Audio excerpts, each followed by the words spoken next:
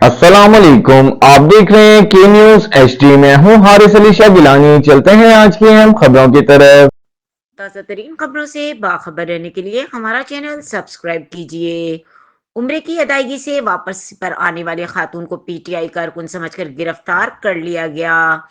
एक बार फिर आपको बताते चलें, उम्रे की अदायगी से वापसी पर आने वाली खातून को PTI कारकुन समझकर गिरफ्तार कर लिया गया।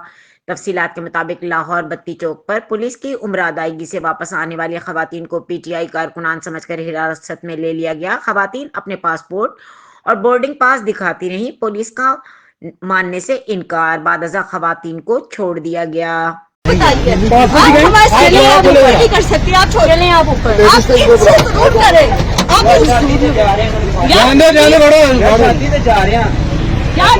मेहरबानी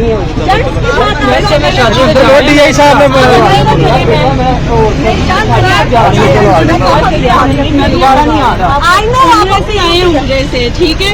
हमारे पास पासपोर्ट है, वीजा है, अभी हमारे यहाँ बोर्डिंग पासेज हमारी मम्मा इतनी बीमार थी, मम्मा हमारी बीमार है। आपने क्या नारेबाजी की है या नहीं भैया, हम तो चादरा में रहते हैं, ठीक है। अब आप मेरा हाथ छोड़े। DSP शफीकाबाद